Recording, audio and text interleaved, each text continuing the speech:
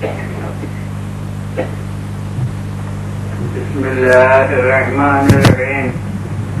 الحمد لله رب العالمين، والصلاة والسلام على سيد الأنبياء والمرسلين نبي القاسم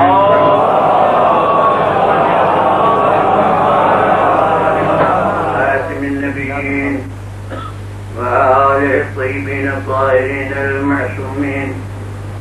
أما بعد، فقد قال الله سبحانه في كتابه المبين وهو أصدق الصادقين: ومن يعظم شعائر الله فإنها من تقوى القلوب. صلوات الله.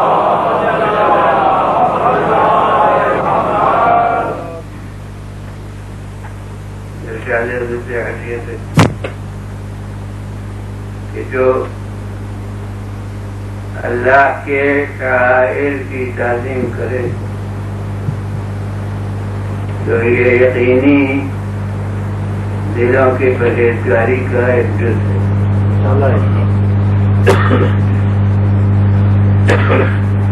جب ہم یہ الفاظ زبان پر جاری کریں کہ اللہ کے شاعر کی تعظیم، تو فرض کیجیے کہ شاعر کے معنی کبھی معلوم نہیں ہے، لیکن ان لفظوں سے یہ تو سمجھ میں آ ہی جاتا ہے کہ اللہ اور ہے اور شاعر اور اس لیے کہ یہ اضافت جو ہوتی ہے، میرا گھر تو میں اور ہوں، گھر اور ہے، میرا لباس میں اور ہوں، لباس اور ہے، میرا بیٹا میں اور ہوں، بیٹا اور ہے. تو اب جب کہا گیا کہ اللہ کے شاعر، اس کے معنی کہ یہ اللہ نہیں ہے، اللہ کے شاعر ہیں. پھر ایک دوسری بات یہ ہے کہ اللہ تو ایک ذات ہے اور شاعر کوئی بہت سی چیزیں ہیں. جبھی تو میں نے ترجمہ کیا کہ اللہ کے شاعر یعنی جمع ہے، تو ظاہر ہے کہ جو چیزیں کے بہت ہیں وہ اس کے ساتھ متحد نہیں ہو سکتی کیونکہ بالکل ایک ہے. تو اب اللہ اور ہے اور شاعر اور ہیں. اور خالد ارشاد کر رہا ہے کہ اللہ کے شاعر کی تعظیم پرہیزگاری کا جز ہے. اور عبادت کے لیے کہا گیا ہے کہ اللہ عبادت سوا اللہ کے کسی کی نہ کرو، تو اللہ کے سوا عبادت تو کسی کی نہ کرو، اور شاعر الہیہ کی تعظیم ضرور کرو. اس کا مطلب یہ ہے کہ عبادت اور ہے، تعظیم اور ہے. صلوات بھیجیے.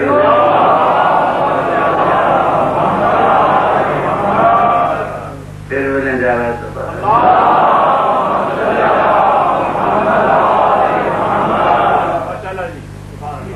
تو اب ایک ایسا طبقہ جو یہ آواز بلند کرتا ہو کہ کسی چیز کی اگر تعظیم کی جائے تو یہ اس کی عبادت ہو جاتی ہے، لہذا شرک ہو جاتا ہے. تو شرک تو جب یہ ہوتا ہے جب عبادت غیر خدا کی ہو، اور جب تعظیم عبادت سے الگ کوئی چیز ہے تو پھر عبادت کے ہونے سے جو شرک ہوگا وہ تعظیم کے ہونے سے شرک کیوں ہوگا؟ تعظیم اگر کی جائے اور عبادت نہیں کی جاتی تو پھر اسے شرک کہنا غلط ہوگا. اور اب ذرا عقل و فطرت کی روشنی سے دیکھیے کہ کیا تعظیم مطلب شرک ہو بھی سکتی ہے؟ اس کا کیا مطلب ہے کہ تعظیم نہ کرو؟ تعظیم نہ کرنے کا مطلب یہ ہے کہ جو سب کے ساتھ سلوک ہو وہی کسی ایک کے ساتھ بھی کرو. اگر کوئی امتیازی سلوک کسی ایک کے ساتھ احترام کے طور پر ہو گیا تو وہ تعظیم ہے.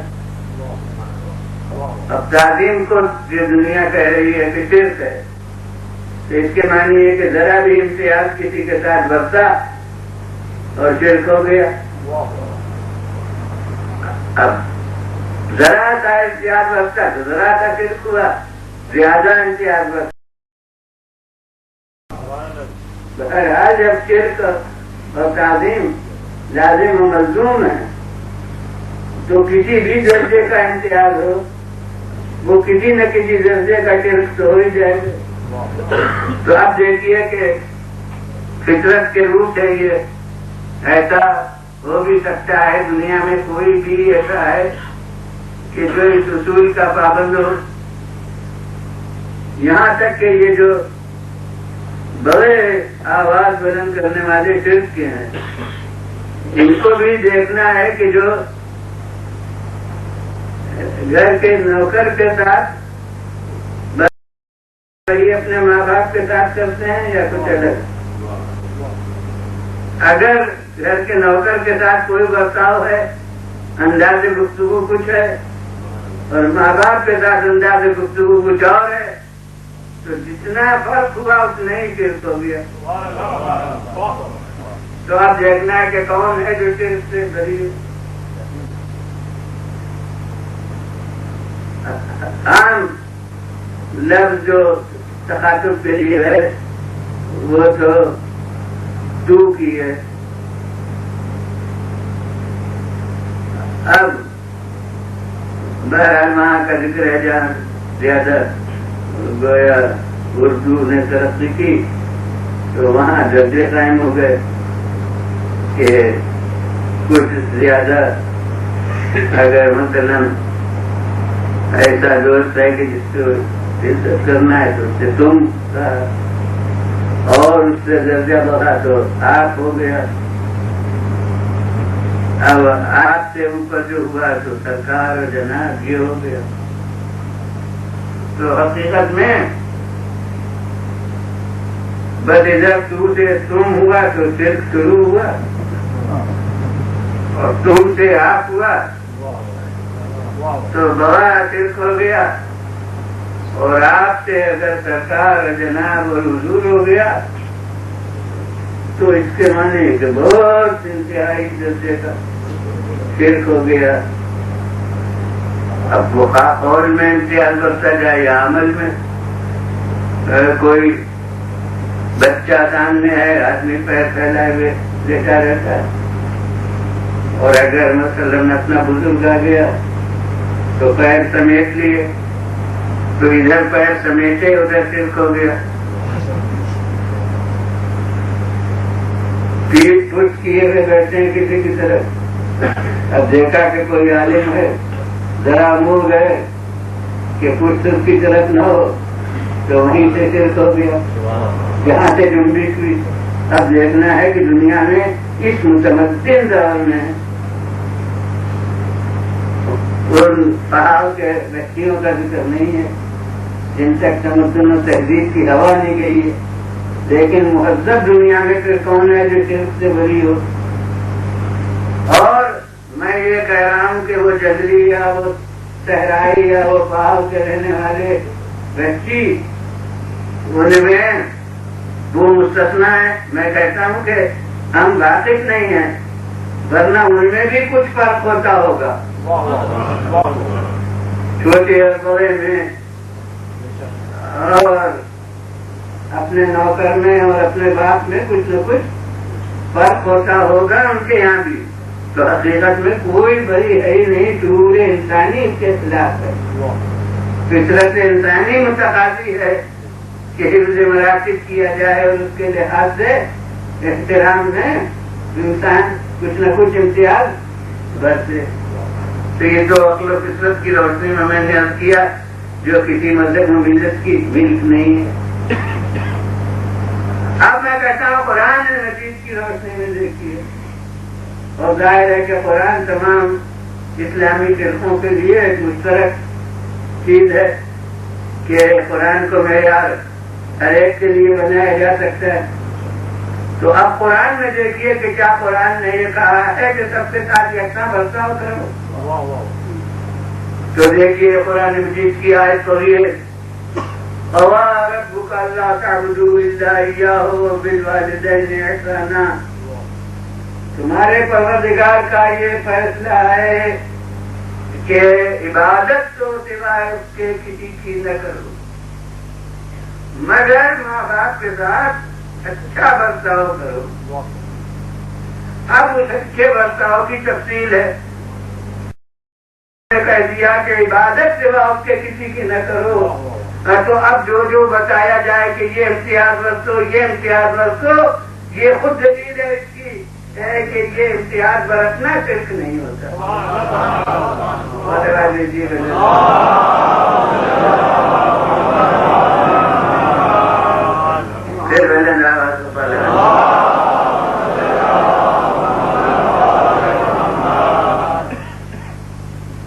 اب کیا ارشاد ہو رہا ہے، کبھی تو مجھ میں لگ تھی کہ والدین کے ساتھ اچھا برتاؤ کرو، بالوالدین احسان۔ اب کہا جا رہا ہے کہ ماں یبلغن عندک الکبر احدہما او کلاہما فلا تقل لہما اف۔ اب یہ اس دور میں جب مساوات کی ہوا ایک طرح کی چلی ہوئی ہے اور تعلیم کی روشنی میں نہ آدمی پرانے اقدار کو بھول گیا ہے، تو اب کس کس انداز سے ماں باپ سے گفتگو ہوتی ہے اس کا ذکر نہیں ہے، مگر قرآن دیکھیے کہتے ہیں۔ قرآن کہہ رہا ہے کہ دیکھو خبردار، اگر ماں اور باپ دونوں یا ان میں سے ایک کبر سنی کی منزل تک پہنچ گیا ہے، پورا ہو گیا ہے، تو ان کی کسی بات پر اف بھی نہ کرو۔ اب ایک چیز اس میں محتاج تشریح ہے، وہ یہ ہے کہ یہ جو کہا گیا ہے کہ اگر ماں باپ دونوں بوڑھے ہو جائیں اور یا ان میں کہے تو یہ اف نہ کرو ان کی کسی بات، تو کیا اس کا مطلب یہ ہے کہ احترام ماں باپ کا اسی وقت ہے جب وہ بوڑھے ہو جائیں؟ تو اکثر پہلا بیٹا کسی کا جو ماشاء اللہ فرزند اکبر، تو وہ دیکھنے میں ان میں اور باپ میں بہت تھوڑا سا فرق محسوس ہوتا ہے، کیونکہ بتا اوقات ناواقف آدمی اسے تو شک ہوتا ہے کہ یہ باپ بیٹے ہیں یا بھائی ہیں چھوٹے بڑے۔ اسی طرح سے ماں ہے بڑی بیٹی، اس میں اور بہت کم ذرا عمر میں جو بال وغیرہ ہیں وہ بھی شریعت کی پابندی نہیں ہے تو زیادہ فرق نمودار نہیں ہوتا، لیکن جو اگر متکرر چہرہ ہے تو زیادہ فرق محسوس ہو سکتا ہے، لیکن ماں اور بیٹی میں بہت آسانی سے جو کہا ہو جاتا ہے کہ یہ دونوں بہنیں ہیں۔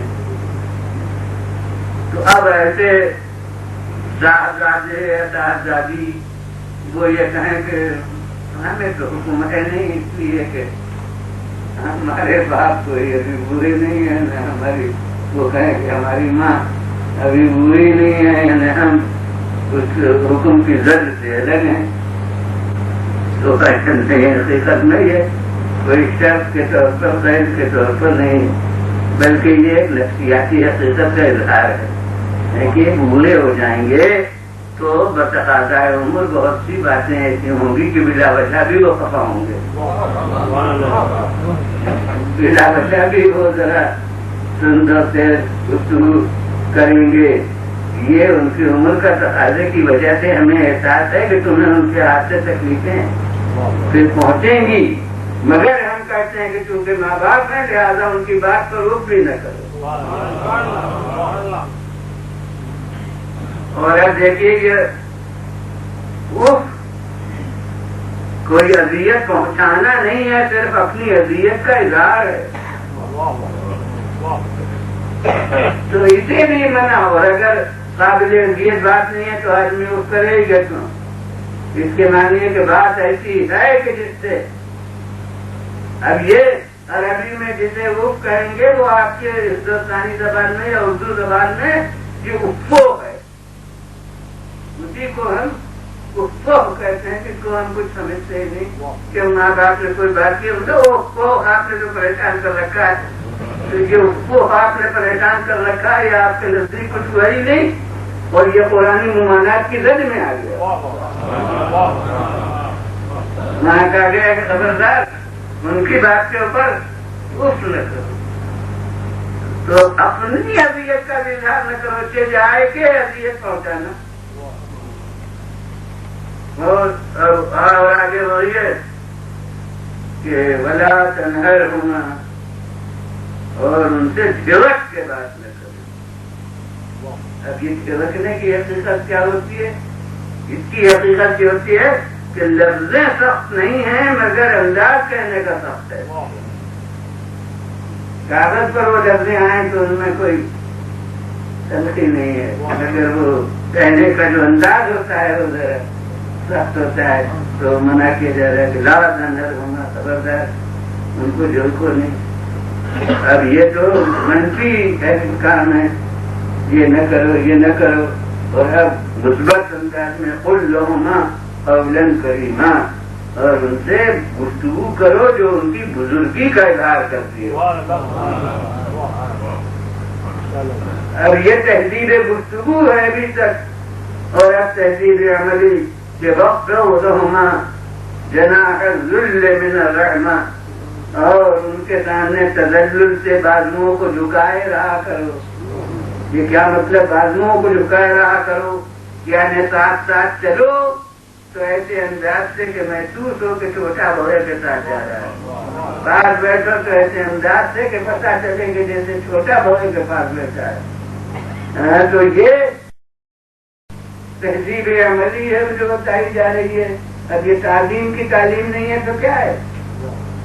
وَاخْفِضْ لَهُمَا جَنَاحَ الذُّلِّ مِنَ الرَّحْمَةِ وَقُلْ رَبِّ ارْحَمْهُمَا، اور یہ سب کرنے کے بعد بھی یہ نہ سمجھو کہ ہم نے حق ادا کر دیا، تم سمجھو کہ ہم کر ہی نہیں سکتے، ہم سے کہو کہ قل رب ارحمہما کما ربیانی صغیرا، تم یہ کہو کہ پروردگارا ان پر اپنی رحمت شامل حال کرنا، انہیں ہم کیا کر سکتے ہیں؟ ارحمہما، ان پر اپنی رحمت شامل حال کرنا، کما ربیانی صغیرا، جیسا کہ انہوں نے دونوں نے ہماری کمزنی میں ہماری تربیت کی۔ اب یہ بلاغت قرآنی ہے کہ اس دعا میں مناجات میں ابتدا کی رب، اے میرے پالنے والے، اور پھر وہی فعل ان کی طرف منسوخ کیا جا رہا ہے کہ انہوں نے مجھے بچپن میں پالا ہے، اس کے معنی کے پروردگارا یہ پالنا کام تیرا تھا، کسے انہوں نے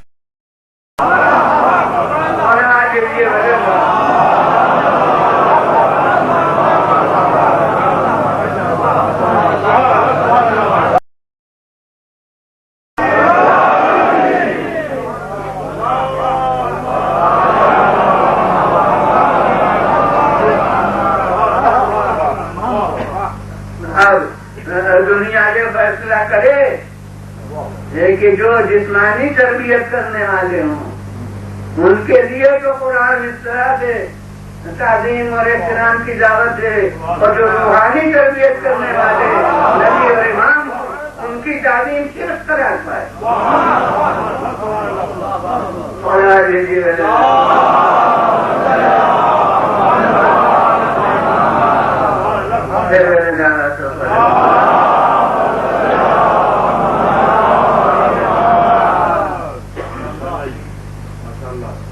یہ لوگ جو کہہ رہے ہیں، پھر میں کہتا ہوں کہ یہ توحید کا سبق آپ کو کس نے سکھایا؟ پیغمبر اسلام صلی اللہ علیہ وسلم،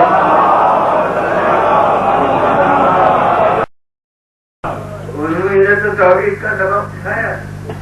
ہاں تو آپ کیا توحید کے تقاضوں سے آپ ان سے زیادہ واقف ہو سکتے ہیں؟ اب پیغمبر خدا صلی اللہ علیہ وسلم نے لا الہ کہ آج پہلا دن ہے اور ابھی تو ماشاء اللہ 4 دن ہیں اور اس سلسلے کی ہیں اور یہی موضوع انشاءاللہ بیان ہوتے رہے گا. تو اب آج ایک پہلو اب کروں گا کہ رسول انہوں نے توحید کا سبق سکھایا اور معاذ اللہ وہ خود کیا اس کی خلاف ورزی کریں گے. تو آپ کہتے ہیں کہ تعظیم شرک ہوتی ہے اور رسول کسی اور کا کیا ذکر اپنی بیٹی کی تعظیم کو کہاں ہو جاتا ہے. خدا دیجیے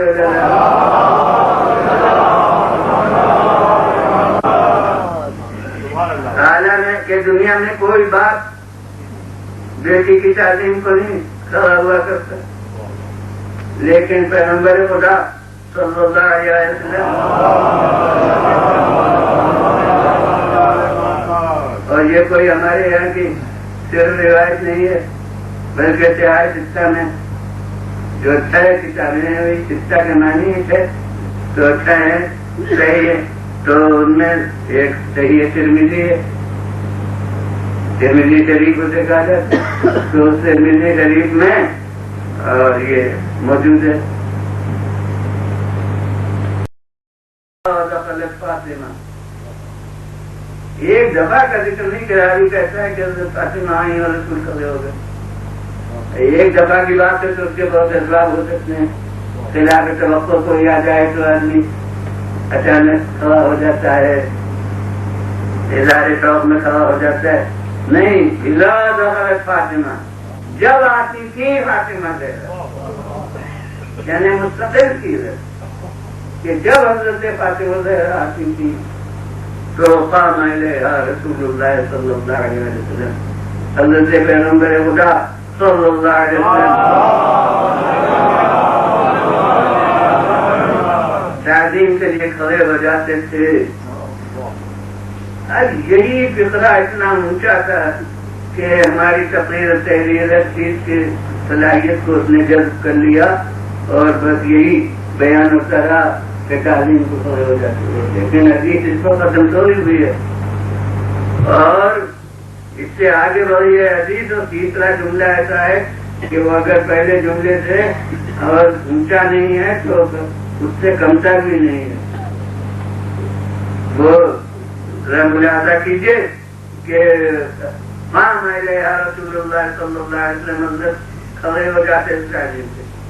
اچھا دوسرا جملہ ورحبھا اور خیر مقدم فرماتے تھے خوب آئی خوش آمدید. یہ اس کے بعد تیسرا جملہ جو ہے کہ جلسہ فی مکانہ العظمۃ للہ میرے سروں سے کھڑے ہو جاتے ہیں. اس کے معنی کو کا نظر کر کے کہ انہیں اپنی جگہ پر بٹھاتے تھے.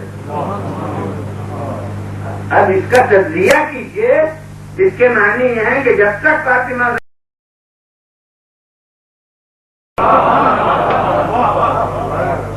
جب یہ اٹھ کر چلی جائیں گی تب پھر پیغمبر خدا صلی اللہ علیہ وسلم اپنی جگہ پر تشریف دیجیے.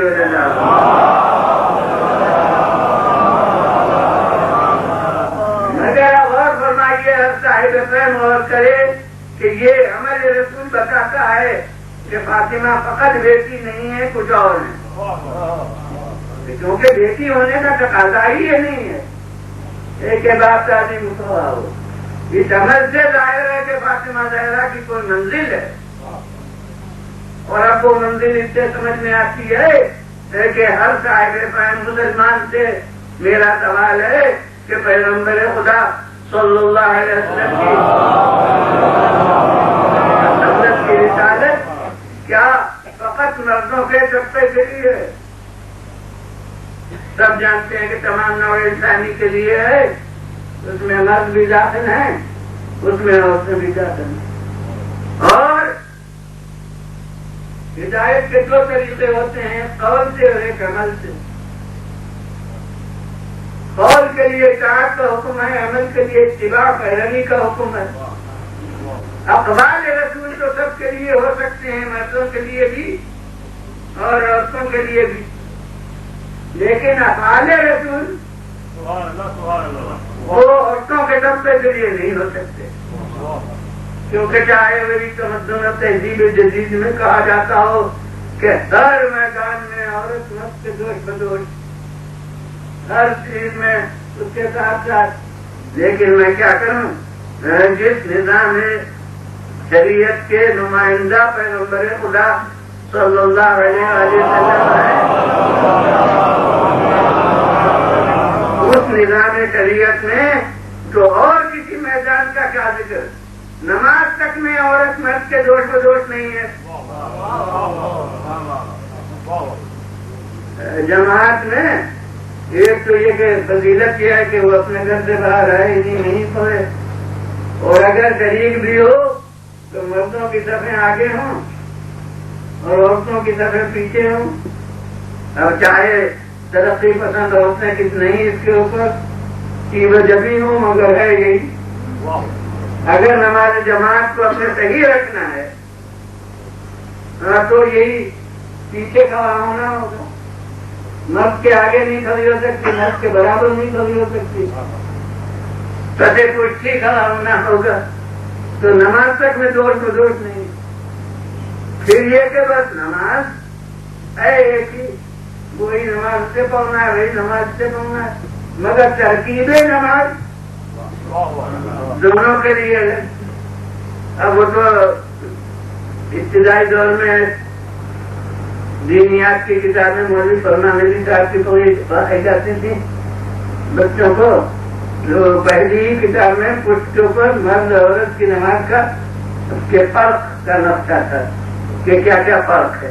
اب اس میں سب باتیں واجب نہیں ہیں، کچھ باتیں واجب ہیں اور کچھ مستحب ہیں، مگر جو مستحب باتیں بھی ہیں وہ تو خالق کے مثالی جو اس کا مطلب ہے، مثالی تقاضا جو ہے اس کو اظہار کرتے ہیں۔ تو اب میں وہ تو جس کا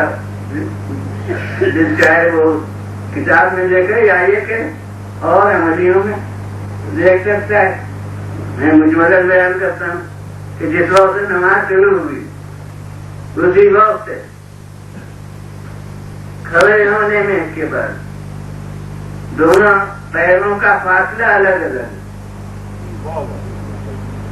ہاتھوں کے رکھنے کا انداز الگ الگ،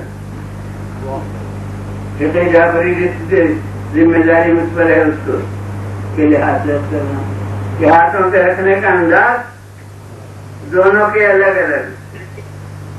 اس کے بعد سورج تو ایک ہی پڑھنا ہے، مگر یہ کہ مردوں کے لیے کچھ نمازیں آواز کے ساتھ اور کچھ نمازیں اخفاق کے ساتھ، اور خواتین کے لیے جتنی نمازیں ہیں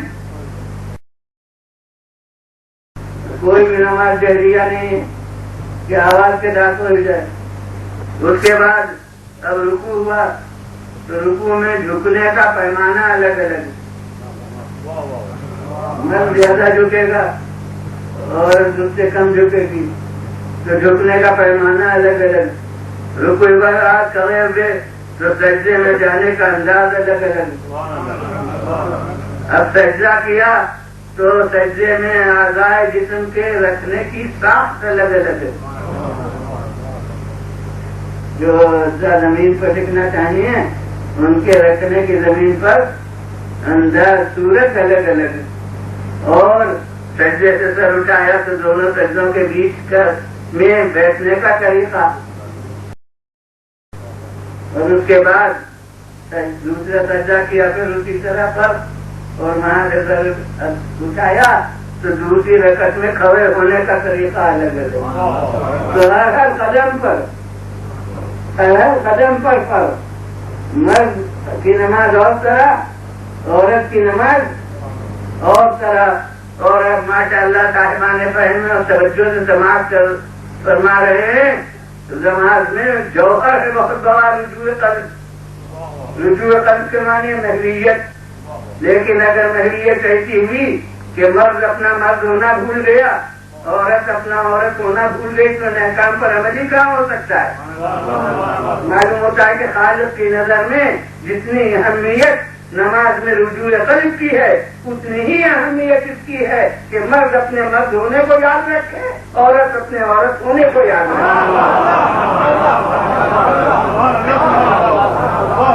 خدا دیجیے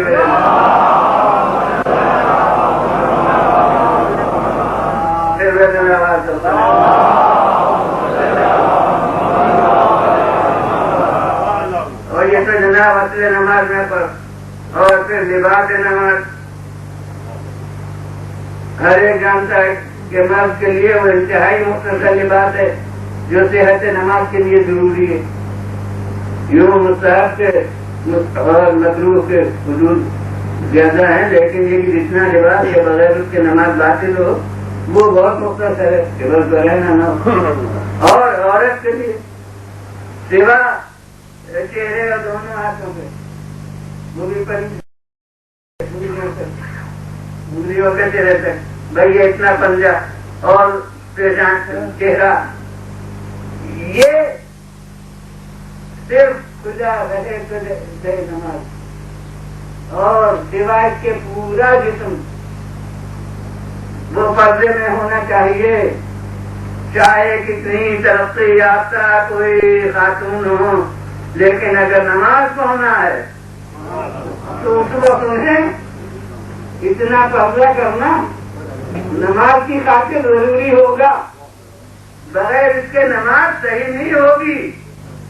اور اب امید تو ہے کہ جو حضرات نمازی ہیں سب کو یہ مسئلہ معلوم ہوگا، لیکن جنہیں نہ معلوم ہو اب میرے عرض کرنے سے وہ اختلاف بھی نہیں ہے، تاکہ یہ سوال ہو کس کی تقریر میں ہے کہ جناب والا یہ نامحرم کی وجہ سے پردہ نہیں ہے۔ اگر اکیلے مکان میں گھر کا دروازہ بند کر کے کمرے کے اندر پردے ڈال کے بھی نماز ہو، اندھیرے میں بھی ہو، تو اس سے زیادہ کوئی دل کھلا ہوگا تو نماز باطل ہوگی۔ اب میں کہتا ہوں کہ اس سے خالق کے منشے کو سمجھیے کہ جو خدا اپنی بارگاہ میں عورت کو بے پردہ دیکھنا نہ چاہتا ہو وہ بلحوث مردوں کے سامنے چاہے گا کہ وہ بولے بارو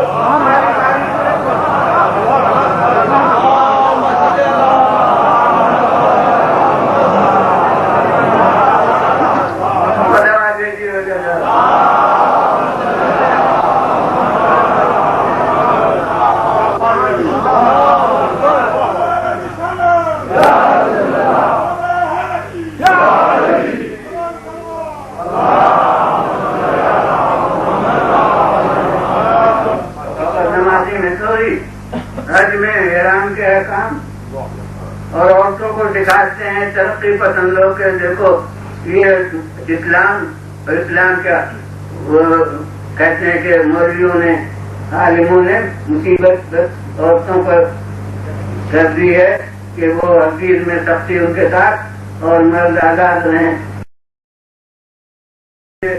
کہ کس کے لیے سختی ہے اور کس کے لیے آزادی ہے۔ مردوں کے لیے لباس احرام خاص کہ بہت کم اس میں زندہ اور مردہ میں فرق رہتا ہے، اور عورتوں کے لیے خواتین کے لیے وقار جسمانی کو محفوظ رکھنے کے لیے کہ جو لباس ان کا ہے اسی لباس میں ان کا احرام بھی درست ہے، ان کے لیے وہ لباس کی خصوصیت نہیں ہے۔ اب فقہ جعفری کے لحاظ سے میں عرض کر رہا ہوں کہ جس وقت احرام باندھا اس وقت سے اب عرفات سے مزدلفہ آئے رات کا وقت ہوتا ہے، لیکن اب وہاں سے گئے پھر مینا تک تو وہ دھوپ چل رہی ہے اور وہاں ہم سر پر چھتری تک نہیں لگا سکتے، اور خواتین اطمینان سے سر کے اوپر اپنے چادریں تانے ہوئے سائے میں بیٹھ کے جائیں، ان کے لیے یہ پابندی نہیں ہے۔ تو اب کس کے لیے آزادی ہے، کس کے لیے سختی ہے؟ اور یوں خود نماز اور ہم احکام میں ہم ایک اللہ اگر سونے کا پہن لیں تو ہماری نماز بھی باطل، لوگ سے گناہ بھی، اور خواتین ماشاء اللہ بقدر بردار جتنا سونا جسم پر انتظار کر کے نماز پڑھیں، ان کی نماز صحیح، اور ہم جناب ایک لباس پہن لیں تو ہماری نماز بھی باطل اور یہ پیڑ بھی حرام، اس کا گناہ بھی، اور وہ پورا سر سے پیر تک ریشم کا لباس پہن کے نماز پڑھیں تو کون کہتا ہے کہ آزادیاں ہیں لیے؟ جی نہیں، اس کے معنی ہے کہ آزادی اور پابندی کا بٹوارا نہیں ہوا ہے، لیکن صرف احساس رکھا گیا ہے کہ عورت مردانی نہ بنے، مرد زنانہ نہ بنے۔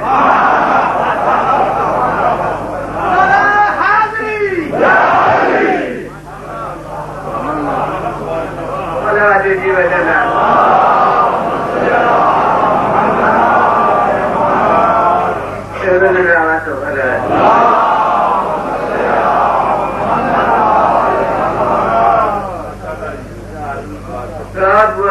جس لیے میں نے یاد کیا تھا کہ جب احکام اتنے الگ الگ ہیں تو اب رسول نمونہ تو مردوں کے لیے بن سکتے، خواتین کے لیے تو آپ نمونہ نہیں ہو سکتے۔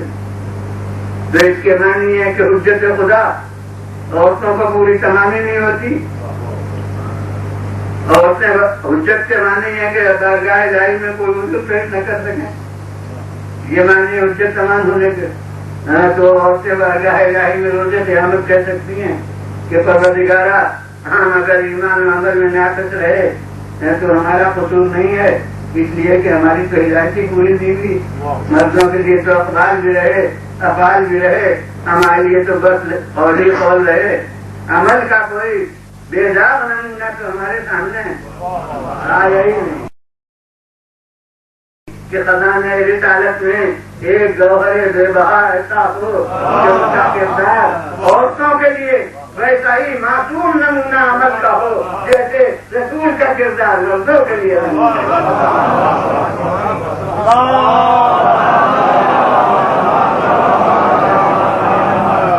اس کے لیے خالق نے پیغمبر کو فاطمہ زہرا کی بیٹی کرامت فرمائی کہ اس کا کردار عورتوں کے لیے مثال عمل بنایا گیا، اسی لیے چادر تطہیر کا جز بنائی گئی کہ جو کمال عصمت ان میں ہے وہی کمال عصمت اس میں ہے، اسی لیے مباہلے میں طریقے کار رسالت بنائی گئی کہ دیکھو جیسے والی کی وہاں ضرورت ہے ویسے ہی فاطمہ کی ضرورت ہے، نہ تو یہ تمام نمونہ عمل ان کو بنانا تھا خلق خدا کے لیے۔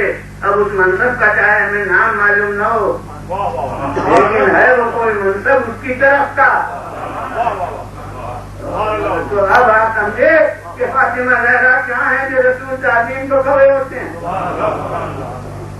اور اب یہاں خود میرے لیے مشکل بات ہو گئی تھی، اس کا حل سمجھ میں نہیں آتا تھا کہ حضرت امیر المومنین کے فضائل دیکھ پایا بے حد شمار نہیں، مگر مجھے علی کے لیے نظر نہیں آتا کہ رسول تعظیم کو کھڑے ہوتے ہوں، لیکن فاطمہ زہرا کی یہ خصوصیت ہے کہ رسول تعظیم کو کھڑے ہوتے ہیں، تو میں نے تو اس پر سنجیدگی سے غور کیا اور غور کرنے کے بعد صرف یہ پہلو نظر آیا کہ فضائل کا زیادہ ہونا اور بات ہے، مگر منصب علی کا جو ہے وہ آئینی طور پر بعد رسول شروع ہوگا، اور فاطمہ کا جو منصب ہے وہ زمانے رسول ہے۔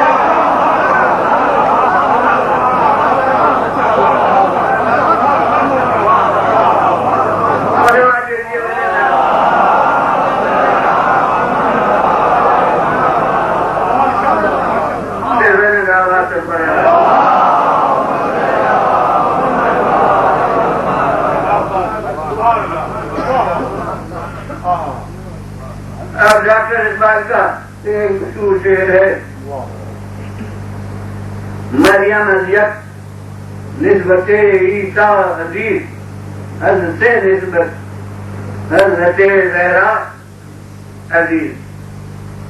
انہوں نے صرف عزت کے لحاظ سے کہا ہے کہ مریم کے نسبت کی وجہ سے ان کی عزت ہے، وہ عیسیٰ کی نسبت سے کہ عیسیٰ کی ماں ہے، اور حضرت فاطمہ زہرا 3 رشتوں سے قابل عزت ہیں، کس کی بیٹی، کس کی بیوی، کس کی ماں.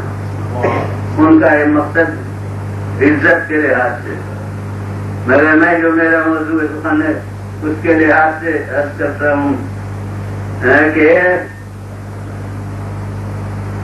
ہر صاحب اغلب اس کو علم عمران میں آپ لے جا سکتے ہیں، علم منزل میں، علم النفس انسان، اس میں کیا ہے اکمال کیجیے، اس سے مطلب نہیں، جو عرض کرنا ہوں دیکھیے وہ صحیح ہے نہیں کہ عورت کے 3 دور ہیں. ایک بیٹی ہونے کا دور، ایک بیوی ہونے کا دور، ایک ماں ہونے کا دور. یہ ہے تو تینوں دور عورت پر سے گزرتے ہیں. بھائی بیٹی ہوتی ہے، بیوی ہوتی ہے، روزہ ہوتی ہے، ماں ہوتی ہے. مگر تجزیہ کیجیے تو میری سمجھ میں یہ آتا ہے کہ وہ پہلا دور بیٹی ہونے کا وہ تمیز حیات ہے، اور تیسرا دور ماں ہونے کا یہ نتیجہ حیات ہے، اور اصل حیات وہ درمیان کی منزل ہے جو شریک زندگی کے ساتھ ہوتی ہے، شریک حیات کے ساتھ ہوتی ہے. اور وہ تمیز حیات ہے، یہ نتیجہ حیات اصل حیات ہی ہے، اور یہی خانہ جناب مریم کی خالی ہے.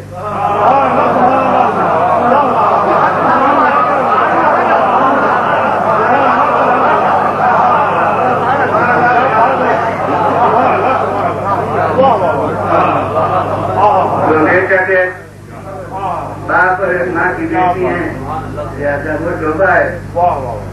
بیٹے کی ہدایت ہے، بیٹے کی ماں ہے، یہ شعبہ ہے. لیکن وہ بیچ کر شریک ہے یا شوہر ان کا کوئی نہیں، تو وہ درمیان کی زندگی اس کے لیے وہ مثال نہیں بن سکتی. جب وہ مثال نہیں بن سکتی تو جس طرح حضرت عیسیٰ پر ختم نبوت نہیں ہو سکتا تھا، اس لیے کہ انفرادی زندگی کا نمونہ ہے. شادی انہوں نے نہیں کی تو اجتماعی زندگی کی مثال ہی نہیں ہے. تو اس لیے عیسیٰ کے بعد ضرورت تھی خاتم الانبیاء کی، ختم نبوت ان پر نہیں ہو سکتا تھا. اس کے لیے حضرت محمد مصطفیٰ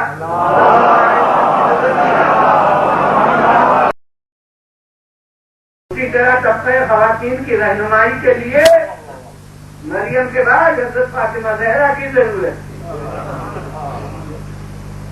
اب ان کی یہاں تینوں شعبے مکمل ہیں. اب وہ سے نسبت یہاں حیثیت پیروی مثال نمونے عمل کے میں کر رہا ہوں کہ تینوں شعبے مکمل ہیں. تو وہ باپ کے ساتھ شریک کار رسالت ہو کے مباہلے میں آئی. حسنین اور زینب و کلثوم ایسی اولاد کی پرورش کر کے دنیا کے سامنے پیش کر دیا. وہ دونوں شعبے اور درمیان کا، یعنی حضرت علی بن ابی طالب علیہ السلام کے ساتھ کس طرح شریک زندگی نہیں کہ جب وہ مسائل ظاہر ہے کرنا نہیں ہے، مگر ایک عجیب قیمتی جملہ ہے حضرت فاطمہ زہرا کے سلسلے میں کہ جب آپ حسنین نے اطلاع دی کہ ہماری ماں دنیا سے اٹھ گئی، تو حضرت علی بن ابی طالب علیہ السلام مسجد میں نماز سے فارغ ہوئے تھے اور ابھی واپس نہیں آئے تھے، تو یہ جملہ آپ نے ارشاد کیا کہ آج میرا دوسرا بازو ٹوٹ گیا. یعنی ایک بازو رسول کے جانے سے ٹوٹا تھا اور یہ دوسرا بازو آج فاطمہ زہرا کے جانے سے ٹوٹ گیا. اب آپ نے دیکھا کہ علی کے لیے فاطمہ زہرا کیا چیز تھی. تو معلوم ہوا کہ انہوں نے تمام رشتوں کی نمائندگی کر کے دنیا کے سامنے مثال عمل پیش کی. اس لیے جو منصب مریم پر ہی ختم ہو سکتا تھا اس کے لیے حضرت فاطمہ زہرا کی ضرورت تھی. مگر اب میں بارگاہ حضرت فاطمہ زہرا سلام اللہ علیہا میں خود عرض کروں گا کہ بے شک آپ کی زندگی مکمل، بے شک حضرت مریم ناکافی تھی، آپ نے اس کمی کو پورا کیا. مگر مخدومہ عالم، خاتون جنت، سیدۃ النساء، یہ آپ کے کردار کی کوئی کمی نہ تھی، مگر اللہ نے آپ کو کوئی بھائی نہیں عطا کیا تھا. اس لیے ایک رشتے کے تقاضے کو آپ اپنے عمل سے نہیں دکھا سکتے. لہذا جس طرح مریم کے بعد آپ کی ضرورت تھی، اسی طرح آپ کے بعد آپ کی بیٹی. اور یہ حضرت زینب ہیں جنہوں نے بھائی کے ساتھ وہ مقابلے میں شریک کار رسالت ہو کے آئی تھی، اور یہ بھائی کے ساتھ شریک کار شہادت ہو گیا. وہ ہمارے کربلا میں جہاد حسینی کا لازمی جز بن کے حضرت زینب آئی، اور اس لیے کربلا کے جہاد کے 2 حصے ہو گئے، اور ایک جہاد عصر عاشور کے بعد عصر عاشور تک ہے، اس کے سرگرو حسین ابن علی، اور یہ جہاد جو عصر عاشور کے بعد ہے بنت فاطمہ. اور میری کیا مجال کہ جو مولا حضرت امام حسین علیہ السلام کے کردار پر کسی کردار کو بہاؤں، مگر جو واقعاتی فرق ہے اسے کیوں کر نقل کروں کہ جب مولا میدان جہاد میں تھے اور میدان امتحان میں تھے تو کون مصیبت ہے جس میں زینب شریک نہ ہو؟ کیا وطن سے جدائی کا تجربہ، کیا شدائد سفر انہوں نے برداشت کیے، حضرت زینب نے برداشت نہیں کیے. کیا جب کربلا میں کے میدان میں آئے اور ٹانکی سے پانی بند ہو گیا تو بھائی 3 دن تک پیاسا رہا تو کیا بہن کے لفتر ہو گئے؟ مولا کی حد تک تو عصر عاشور ہے. اس وقت ہم خلاصہ ذکر نہیں کرتے ہیں، اب مولا کی پیاس ختم ہو چکی ہے، مگر زینب کب تک پیاسی نہیں، اپنے پرسنوں کب تک پیاسی نہیں. لہذا اور کون داغ مولا نے اٹھایا جو زینب نے نہ اٹھایا. بتیجوں کا انہیں ترجمہ ہوا تو کیا زینب کو نہیں ہوا؟ بھانجوں کا انہیں ترجمہ ہوا تو کیا زینب کو نہیں ہوا؟ ارے اون و محمد ان کے بھانجے تھے تو زینب کے تو فرزند تھے. اور ابو الفضل عباس کے جانے سے مولا کی کمر ٹوٹ گئی تو زینب کے کیا عالم ہوا، ان پر کیا اثر ہوا اسے اس وقت نہیں کر سکتا. آگے بڑھنا ہے کہ ان کی کمر ٹوٹی اور زینب کا دل ٹوٹی. علی اکبر ان کا کرنا حسین کو ہوا، اور حضرت زینب جنہوں نے 18 برس پالا تھا ان کا ترجمہ نہیں ہوا. اور آخر میں یہ ہے کہ مولا نے تو ہمارے فقط عباس ان کے بھائیوں کا داغ اٹھایا، اور زینب نے تو حسین نے اسے بھائی. میں کہتا ہوں کہ شہزادی کے دل میں دل ڈال کر دیکھیے جس کی خاطر سب کو قربان کر دیا مجھے بھی پھر نہ بچا سکے.